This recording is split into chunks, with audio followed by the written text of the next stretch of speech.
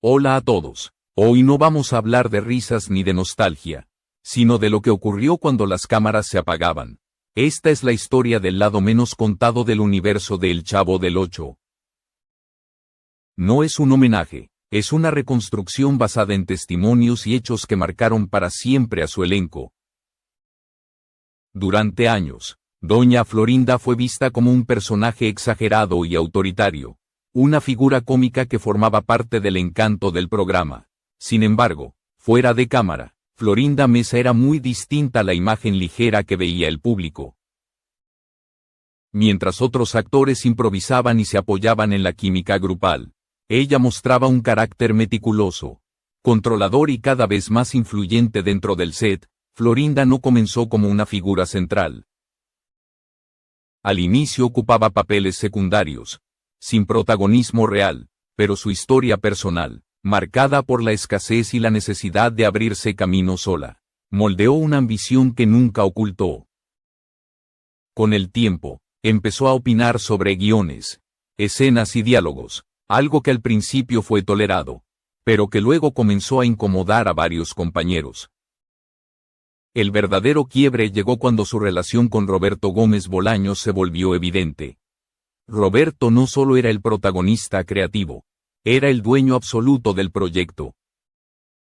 Estar cerca de él significaba estar cerca del poder.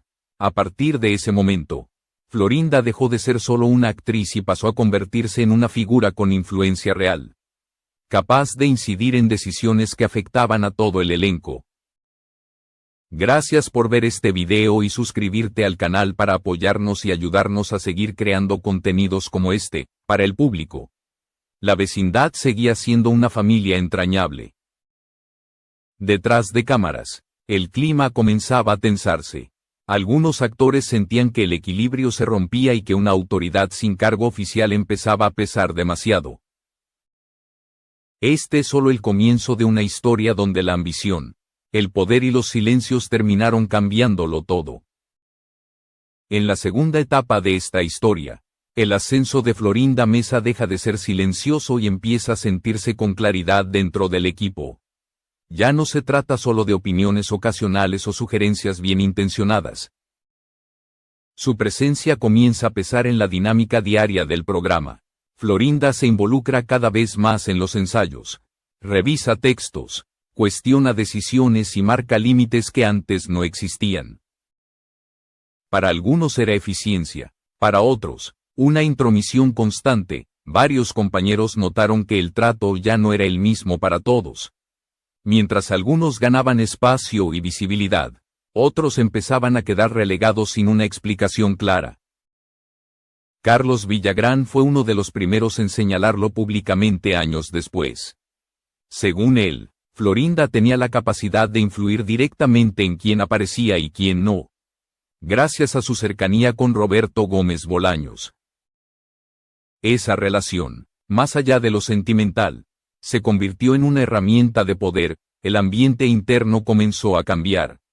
Lo que antes era un grupo creativo que funcionaba con cierta horizontalidad empezó a volverse más rígido. Las decisiones se concentraban en menos personas y el margen para disentir se reducía. Nadie lo decía abiertamente, pero muchos sentían que cuestionar a Florinda era lo mismo que enfrentarse al propio creador del programa. En ese contexto surgieron tensiones personales que nunca se resolvieron del todo.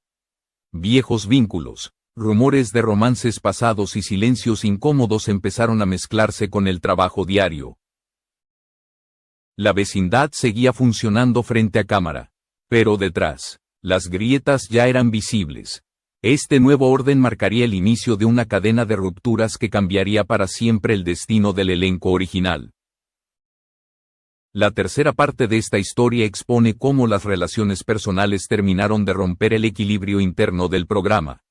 Lo que comenzó como tensiones laborales se mezcló con vínculos sentimentales mal cerrados y celos que nunca se resolvieron. Carlos Villagrán confirmó en varias ocasiones que tuvo un romance breve con Florinda Mesa en los primeros años del show. Un episodio corto, pero suficiente para dejar una huella incómoda cuando ella inició su relación con Roberto Gómez Bolaños. quien además seguía casado en ese momento. Ese pasado se convirtió en una sombra permanente. Florinda negó públicamente el romance con Villagrán, pero la versión de él quedó instalada y la relación profesional entre ambos se volvió insostenible. Poco a poco, Carlos empezó a perder espacio. No hubo una discusión pública ni un despido formal. Simplemente dejaron de llamarlo.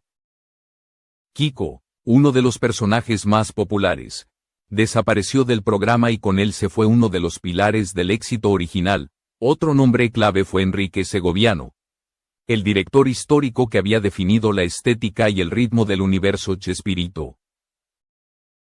Durante años trabajó codo a codo con Roberto, pero su relación con Florinda se volvió cada vez más tensa. Tras un viaje en 1978, Segoviano desapareció del proyecto sin explicaciones públicas.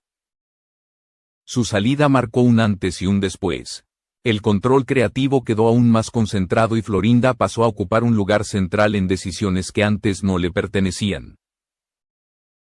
A partir de ese momento, el set dejó de ser un espacio neutral.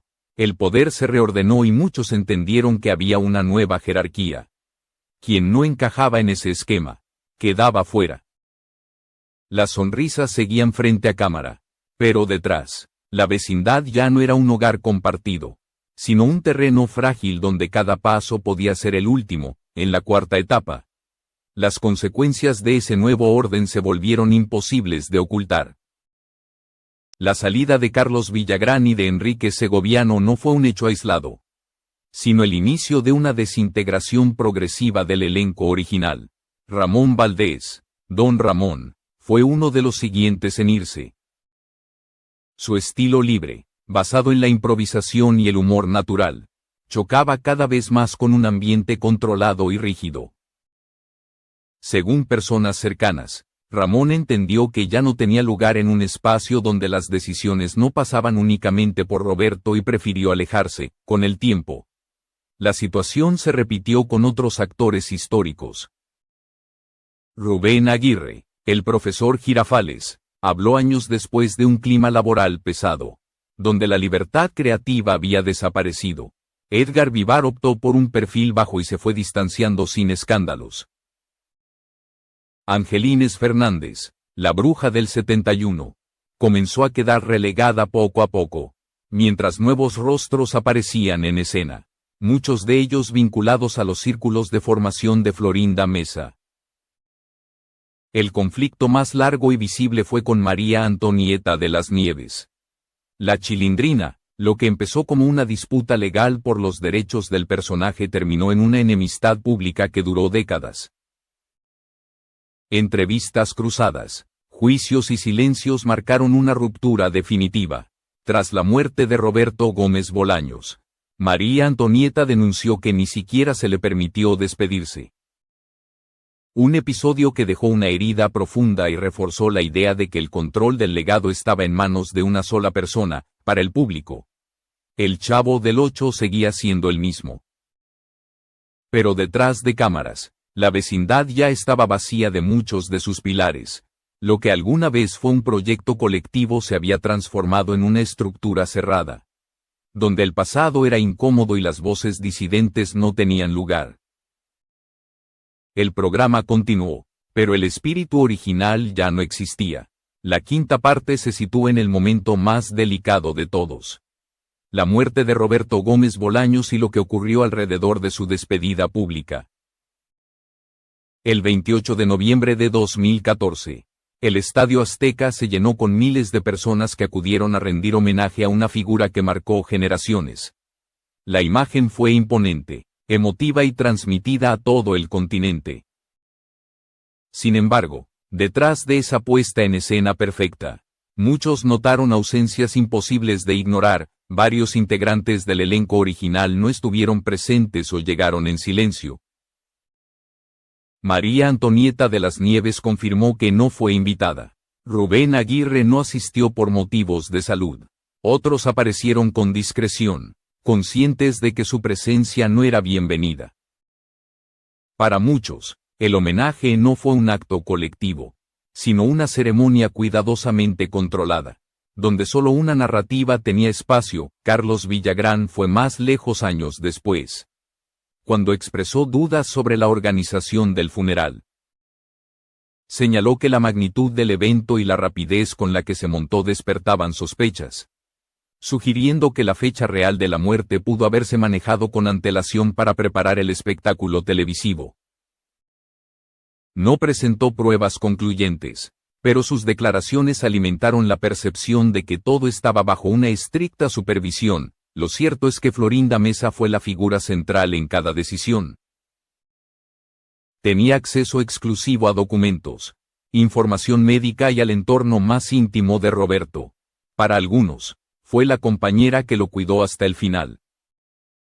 Para otros, la guardiana de un relato que dejó afuera a quienes habían construido ese universo junto a él.